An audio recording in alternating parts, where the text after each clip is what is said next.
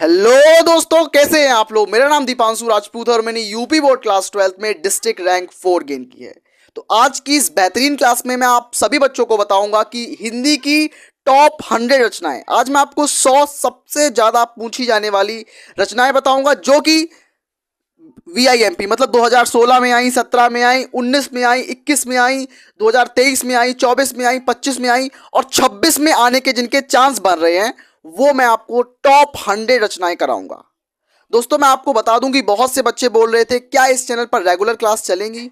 तो मैं उनको बता दूं दोस्तों कि हाँ, 1 जुलाई से मैं यहाँ पर स्मार्ट बोर्ड, ये व्हाइट बोर्ड जो दिख रहा है आपको, ये बहुत जल्द स्मार्ट बोर्ड में बदलने वाला है। मुझे बस आपका सपोर्ट चाहिए और हाँ, आपके लिए रेगुलर लाइव क्लासेस आएंगी। लाइव बातें आप हम कर सकते हैं। आपको जो डाउट हो, मैं आपका डाउट लाइव सॉल्व करूंगा दोस्तों। तो वो आपको जल्द ही मिलेगी, उसकी सुविधा आपको लाइव क्लास मिलेगी। और हाँ दोस्तों, मैं आपको जो क्लास दे रहा हूं अभी, ये बस ट्रेलर की क्लासेस है, ये बस डेमो क्लासेस हैं। जब मैं आपको 1 जुलाई से पढ़ाऊंगा तो उसमें आपको रियल पिक्चर दिखाई देगी। ये बस एक ट्रेलर है, पिक्चर अभी बाकी है दोस्त। तो वो पिक्चर इतनी धमाकेदार क्लास होगी कि आप लोगों को मैं science, physics, chemistry, English, Hindi सारे सब्जेक्ट्स को बिल्कुल आसान तरीके से आपको समझा दूंगा, प्रैक्टिकल तरीके से समझाऊंगा, 3D एनिमेशन की मदद से समझाऊंगा। तो बिल्कुल आप लोग घबराए नहीं। आप लोगों को टॉपर बनाने की जिम्मेदारी अगर मैंने ली है, अगर आप मुझ पर विश्वास करते हैं दोस्तों, तो मेरी जिम्मेदारी ये बनती है कि मैं आपके विश्वास पर कायम एक खरा उतरूं। तो बिल्कुल इस चैनल से इतना अच्छा रिजल्ट मैं निकाल के दिखाऊंगा कि आप लोग मेरे से मिलने आएंगे या मैं आप लोगों के घर आप टॉप करने पर मैं आप लोगों से मिलने आऊंगा।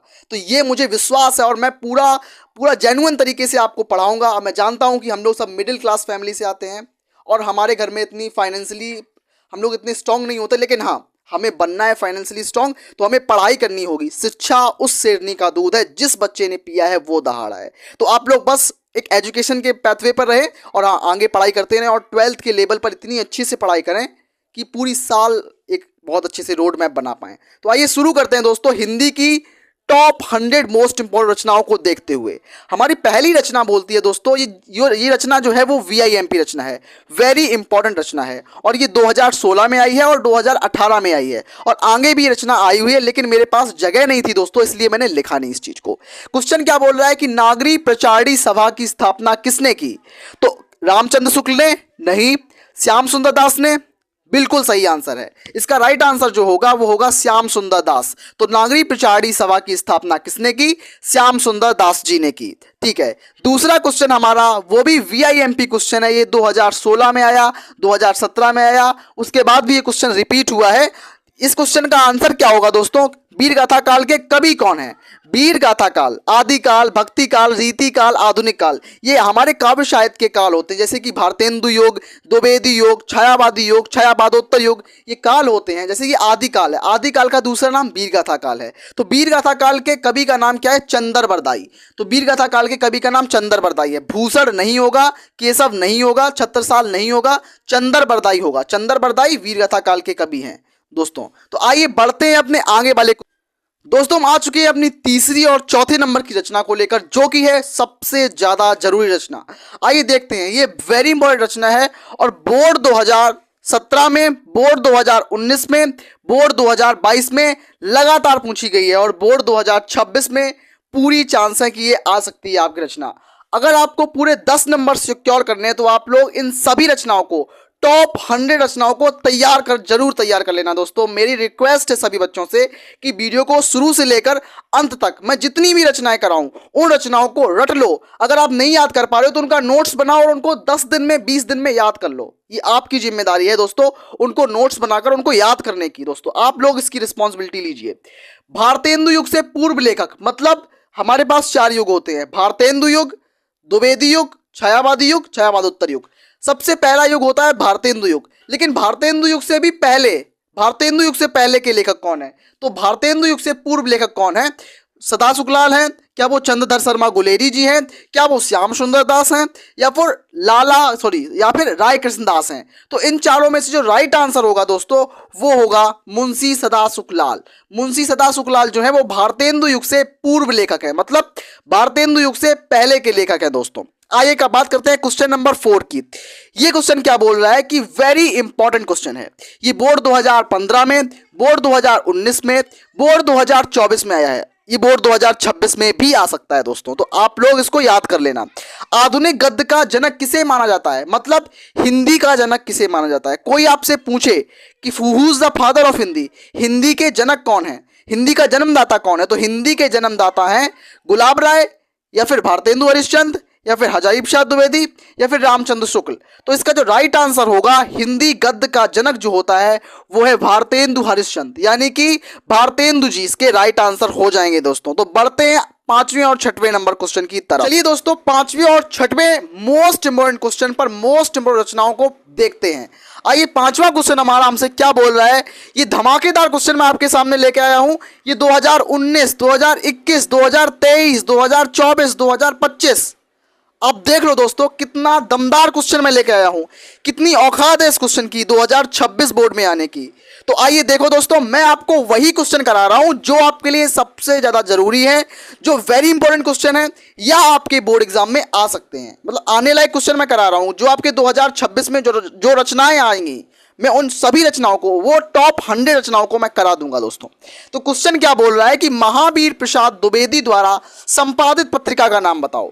आचार्य महावीर प्रसाद द्विवेदी ने जिस पत्रिका का संपादन किया था, उस पत्रिका का नाम बताओ। क्या वो हंस पत्रिका है, क्या वो सरस्वती पत्रिका है, क्या वो ब्राह्मण पत्रिका है, या वो इंदु पत्रिका है। तो महावीर प्रसाद द्विवेदी जी ने सबसे बड़ी पत्रिका का संपादन किया था, जिसका नाम था सरस्वती पत्रिका, मां सरस्वती पत्रिका। तो ये सरस्वती पत्रिका का संपादन करते थे कौन, आचार्य महावीर प्रसाद द्विवेदी ने सरस्वती पत्रिका का संपादन किया, सरस्वती पत्रिका का संपादन किया। आइए बढ़ते हैं क्वेश्चन नंबर 6 की तरफ। ये क्वेश्चन क्या बोल रहा है हमसे कि फोर्ट विलियम कॉलेज स्थित था, कि फोर्ट विलियम कॉलेज कहां स्थित था। ये हिंदी गद्य साहित्य में क्लास 12 का बहुत इंपॉर्टेंट रचना है। ये क्या कब का भाई, 2016 में आई है, 2019 में आई है, 2021 में आई है, 2026 में टपक सकती है, क्योंकि इस क्वेश्चन में ये 4 सालों से नई रचना आई है और इस बार आ सकती है रचना। तो ये क्वेश्चन का आंसर क्या होगा, क्या वो आगरा में होगा, या वो कोलकाता में होगा, या हैदराबाद, या मद्रास। तो फोर्ट विलियम कॉलेज जो है वो कोलकाता में है, याद रखना, ये कोलकाता में स्थित है। फोर्ट विलियम कॉलेज कोलकाता में है। दोस्तों बढ़ते हैं अपने 7 नंबर क्वेश्चन और 8 नंबर क्वेश्चन की तरफ। अरे दोस्तों, अब मैं आपको लेके आ गया हूं 7वें नंबर क्वेश्चन और 8वें नंबर क्वेश्चन पर। लेकिन हाँ, आगे बढ़ने से पहले मैं आपको ये बता दूं दोस्तों कि मुझे इस बोर्ड पे क्वेश्चन को लिख के उनको मेटना पड़ता है, और मैं यहाँ पर आपको मेट के जल्दी से लिखता हूँ, कैमरे को पॉज करता हूँ दोस्तों। तो प्लीज़, मैं इतनी मेहनत कर रहा हूँ आप लोगों के लिए, तो एक लाइक दोस्तों जरूर बनता है, और अपने दोस्तों को आप लोग जरूर शेयर करोगे, मैं इस चीज़ की आप लोगों से आशा करता हूँ। तो आइए क्वेश्चन को देखते हैं दोस्तों कि क्वेश्चन हमारा 7वें नंबर क्वेश्चन क्या बोल रहा है। ये क्वेश्चन दोबारा से सबसे ज़्यादा इंपॉर्टेंट है और सबसे ज़्यादा पूछा जाने वाला क्वेश्चन है। क्वेश्चन क्या बोल रहा है कि वेरी इंपॉर्टेंट क्वेश्चन है, 2018, 19, 23, 24, 25 हर साल किसी ना किसी कोड में आता है दोस्तों। यूपी बोर्ड में 7 सेट बनते हैं, और 7 में से किसी ना किसी सेट में ये क्वेश्चन जो मैं आपको करा रहा हूं वो जरूर देखने को मिलेंगे। मैं इस चीज़ का दावा करता हूं कि ये क्वेश्चन जरूर दिखाई देंगे आप लोगों को। अगर आप विश्वास करते हैं तो जरूर इन चीज़ों को याद कर लो, नोट डाउन करो, याद करो इन क्वेश्चन को। बिल्कुल दोस्तों, तो आनंद कादम्बिनी पत्रिका के संपादक हैं। आनंद कादम्बिनी एक पत्रिका है, और इस पत्रिका के संपादक कौन है? क्या वो गुलाब राय हैं? क्या वो पंडित प्रताप नारायण मिश्र जी हैं? क्या वो बद्री नारायण चौधरी प्रेमगन हैं? या फिर जयशंकर प्रसाद जी हैं? तो आनंद कादम्बिनी के संपादक जो हैं वो हैं बद्रीनाथ चौधरी, बद्री नारायण चौधरी। मतलब आनंद कादम्बिनी बद्री नारायण चौधरी की पत्रिका है, बद्री नारायण चौधरी हो जाएगा इसका राइट आंसर। अब बढ़ते हैं क्वेश्चन नंबर 8 की तरफ, जो कि है स्मृति की रेखाएं। स्मृति मतलब याद की रेखाएं। किसकी कृति है, मतलब किसकी रचना है, और ये 2018 में आई है, 2022 में आई है, 2024 में आई है, मतलब 2-2 सालों में आई है, और 2026 में आएगी अगली साल। आप लोगों के लिए 2026 में रचना आएगी। स्मृति की रेखाएं जो है ये जैनेन्द्र कुमार की है, क्या वो महादेवी वर्मा की है, या फिर वो मोहन राकेश की है, या फिर रामधारी सिंह दिनकर की है। तो दोस्तों मैं आपको बता दूं, ये सबसे ज़्यादा जरूरी रचना है, और ये है स्मृति की रेखाएं, मतलब महादेवी वर्मा। मैं यहाँ पर जितनी रचनाएं लेके आ रहा हूँ ना, तो वो बहुत ज़्यादा, मैं यहाँ पर किसी कम ज़्यादा, ये बहुत ज़्यादा है, ये बहुत कम, ऐसा नहीं है दोस्तों। मैं यहाँ पर जो रचनाएं आपको करा रहा हूँ वो सभी सबसे ज्यादा चुनिंदा रचनाएं हैं। मैं छांट के रचनाओं को लाया हूं। मैं पिछले 10 साल के पेपर मैंने उठाए हैं और उन पिछले 10 साल के पेपर में से मैंने जो मुझे सबसे ज्यादा आती हुई रचनाएं दिखाई दी वो 100 रचनाएं हैं और मैंने 100 रचनाओं की एक श्रृंखला बनाई जिसको मैं आज आप लोगों को बताऊंगा। तो आप लोग किसी भी कीमत में इनको रचनाओं को याद कर लेना, सभी वेरी इंपॉर्टेंट रचनाएं हैं दोस्तों। तो चलिए आगे बढ़ते हैं, 9 नंबर और 10 नंबर की रचना को देखते हैं। तो दोस्तों अब मैं आगे बढ़ता हूं, अपनी इंपॉर्टेंट रचनाओं को देखते हैं। सबसे ज्यादा इंपॉर्टेंट रचना है 9 नंबर और 10 नंबर दोस्तों। 9 नंबर 10 नंबर रचनाएं क्या बोल रही हैं हमसे कि हिंदी के प्रसिद्ध रेखा चित्र कौन है, रेखा चित्रकार कौन है। और ये जो रचना है दोस्तों वो 2016 में आई, 2023 में आई, 2025 में आई और 2026 में किसी ना किसी सेट में आ सकती है। हमारे पास 7 सेट होते हैं, 7 सेट में से कोई ना कोई सेट में ये रचनाएं जरूर दिखाई देंगी दोस्तों। तो सभी रचनाओं को तैयार करना आपकी जिम्मेदारी है दोस्तों। तो हिंदी की प्रसिद्ध रेखा चित्रकार कौन है? क्या वो जयशंकर प्रसाद है, क्या वो महादेवी वर्मा है, या फिर राम कुमार वर्मा है, या फिर विष्णु प्रभाकर है दोस्तों। तो मैं आपको इसका सही उत्तर बताऊं दोस्तों तो ये होगा, हिंदी की प्रसिद्ध रेखा चित्रकार हैं हमारी महादेवी वर्मा जी। एक महिला है हिंदी की प्रसिद्ध रेखा चित्रकार जो कि है महादेवी वर्मा जी। महादेवी वर्मा इसका राइट आंसर हो जाएगा दोस्तों। अब बात करते हैं 10th नंबर क्वेश्चन पे। तो 10th नंबर क्वेश्चन 2017 में आया था, 2018 में आया था और 2022 में आया था। ये क्वेश्चन हमसे क्या बोलता है दोस्तों कि हंस पत्रिका के संपादक कौन है। अब बात करेंगे हंस पत्रिका के। तो हंस पत्रिका के संपादक कौन है?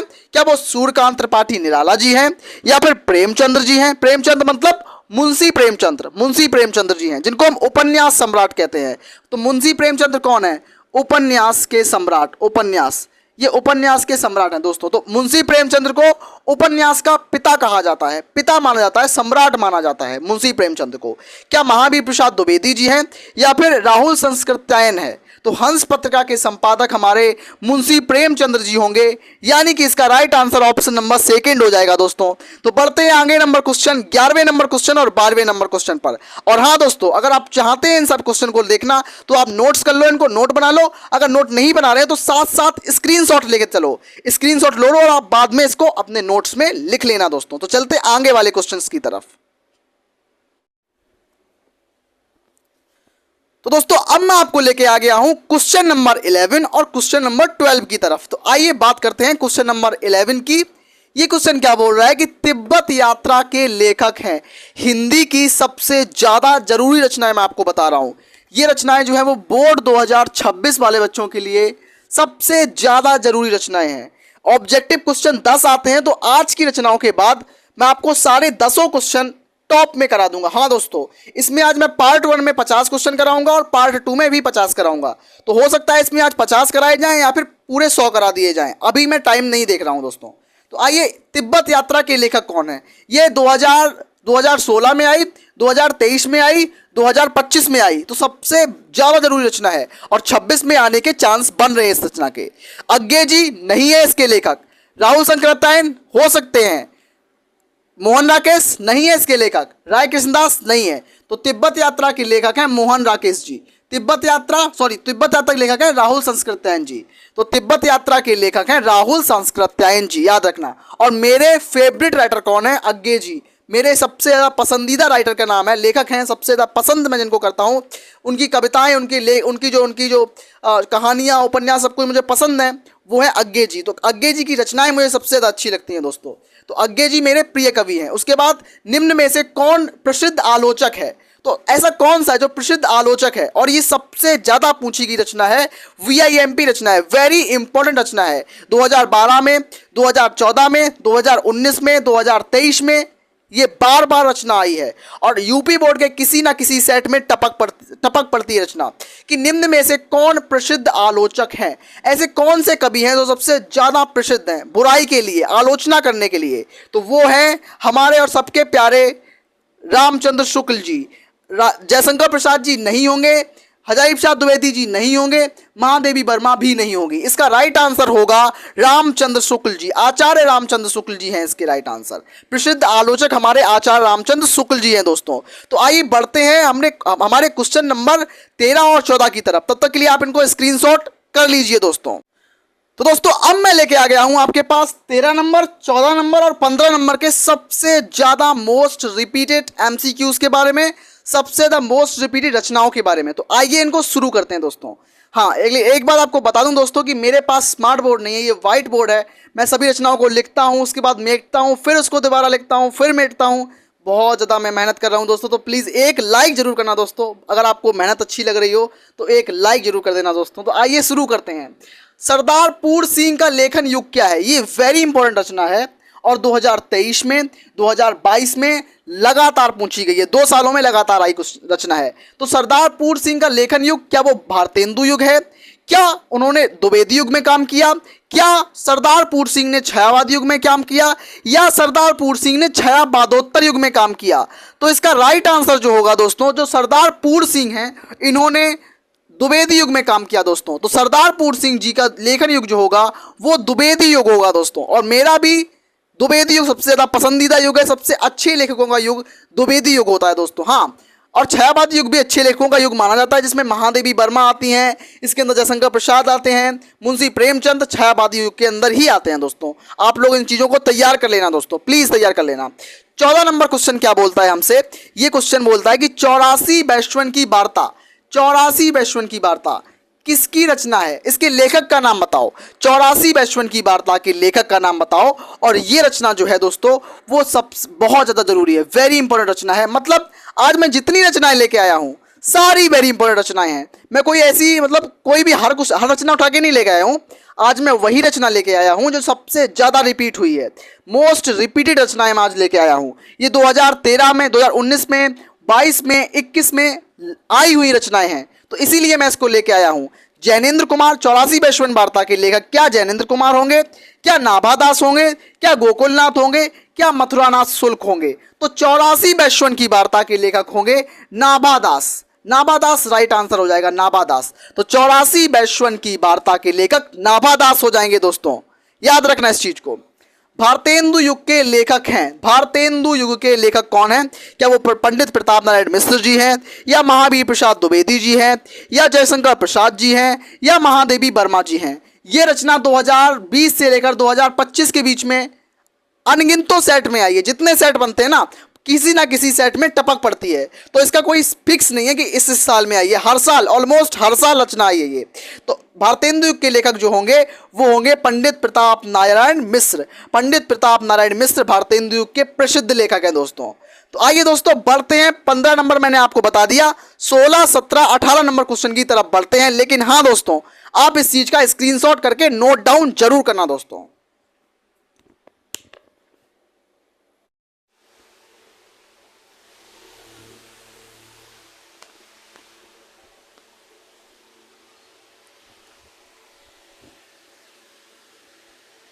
तो दोस्तों अब मैं आपको बताऊंगा 16 नंबर, 17 नंबर और 18 नंबर सबसे ज्यादा पूछी जाने वाली रचनाओं के बारे में। आइए शुरू करते हैं रचनाओं के ऊपर। तो हिंदी की सबसे ज्यादा मोस्ट इंपोर्टेंट रचनाओं को देखेंगे, जो कि वेरी इंपोर्टेंट रचनाएं होंगी। 2023 में आई है, 2022 में आई है, 2026 में आ सकती है रचना। क्या बोलती है कि भारत दुर्दशा के रचनाकार कौन है? क्या वो जयशंकर प्रसाद जी हैं? क्या वो भारतेंदु हरिश्चंद्र जी हैं? क्या वो राम कुमार वर्मा जी हैं? या श्याम सुंदर दास जी हैं? जो भारत दुर्दशा होता है ये एक नाटक विधा की रचना है। भारत दुर्दशा एक नाटक है और इसके रचनाकार जो है वो भारतेंदु जी हैं, भारतेंदु हरिश्चंद्र जी हैं। भारत दुर्दशा भारतेंदु हरिश्चंद्र जी की रचना है। 17 नंबर रचना है कि श्री चंद्रावली किसकी रचना है? तो श्री चंद्रावली एक नाटक है और श्री चंद्रावली के रचनाकार जो है वो दोस्तों वो होंगे भारतेंदु हरिश्चंद्र। और श्री चंद्रावली क्या है कि नाटक है। श्री चंद्रावली एक नाटक विधा की रचना है। श्री चंद्रावली एक नाटक है और भारत दुर्दशा ये भी एक तरीके का नाटक ही है और वेरी इंपॉर्टेंट दोनों रचनाएं हैं दोस्तों। अब बात करते हैं 18 नंबर रचना की। 18 नंबर रचना हमसे क्या बोल रही है? सूतपुत्र नाटक के रचनाकार कौन है? तो सूतपुत्र के रचनाकार कौन होंगे? क्या वो विष्णु प्रभाकर होंगे? क्या वो गंगा साहेब प्रेमी होंगे? क्या वो जयशंकर प्रसाद होंगे? क्या वो हरिकृष्ण प्रेमी होंगे? तो सूतपुत्र के नाटक रचनाकार जो होंगे सूतपुत्र गंगा सहाय प्रेमी। सूतपुत्र के रचनाकार होंगे गंगा सहाय प्रेमी। तो दोस्तों आपने 18 रचनाओं को जाना। अब चलते हैं आगे बढ़े रचनाओं को देखते हैं दोस्तों आगे की तरफ।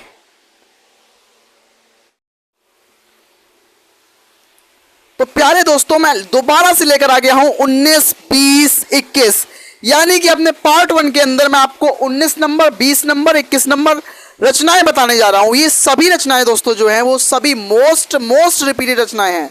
2026 की बोर्ड परीक्षा में आप इनको अपने पेपर में जरूर देखने को मिलेंगी। अगर आप विश्वास अभी से कर लेते हो दोस्तों तो इनको नोट डाउन करना, अपनी कॉपी में लिखना। और इसका जो लेक्चर नंबर 1 मतलब आज पार्ट 1 है, पार्ट 2 में 25 रचनाएं कराऊंगा। कल पार्ट 2 आएगा, उसमें 25 रचनाएं होंगी। परसों पार्ट 3 आएगा जिसके अंदर 25 रचनाएं होंगी, मतलब 75 रचनाएं। और पार्ट 4 के अंदर 100 रचनाएं कंप्लीट करा दूंगा। दोस्तों मुझे बोर्ड पे लिखना पड़ता है, मेटना पड़ता है, बहुत कुछ कॉम्प्रोमाइज़ करो दोस्तों। मैं आज मेरी उंगली दर्द करने लगी लिखते हुए मेटते हुए। दोबारा से लिखता हूँ फिर मेटता हूँ, दोबारा से लिखता हूँ फिर मेटता हूँ। तो दोस्तों आज पार्ट 1 के अंदर मैं आपको 25 रचनाएं कराऊंगा, लेकिन पार्ट 2 जल्दी आएगा, मतलब कल पार्ट 2 लेके आऊंगा। कल ही आपको 25 करा दूंगा, मतलब मुझे 100 रचनाएं करानी है और 4 दिन के अंदर मैं 100 रचनाएं करा दूंगा। आपका काम है उन रचनाओं को याद करना। आप कितने दिन में याद करोगे मुझे कमेंट में बताना कि आप इन 100 रचनाओं को कितने दिन में याद कर पाओगे, ये बताना मुझे दोस्तों। तो बात करते हैं आधे अधूरे रचनाकार का नाम लिखिए। तो वेरी इंपॉर्टेंट रचना ये भी है। आधे अधूरे के रचनाकार कौन होंगे दोस्तों? क्या वो हरिशंकर परसाई होंगे, क्या वो मोहन राकेश होंगे, क्या वो रामरक्ष बेनीपुरी होंगे, या दिनकर जी होंगे? तो आधे अधूरे के रचनाकार होंगे मोहन राकेश होंगे दोस्तों। लहरों के राजहंस मोहन राकेश का नाटक है दोस्तों, मोहन राकेश का नाटक है। क्या है? नाटक। देखो नाटक पढ़ लो, आप उपन्यास पढ़ लो, आलोचना पढ़ लो, कहानी पढ़ लो, ये सब इतनी इंपॉर्टेंट विधाएं हैं। अगर आप इतनी विधाओं को पढ़ लेते हो तो आपके नंबर कहीं नहीं गए, आपके सिक्योर हो जाएंगे नंबर।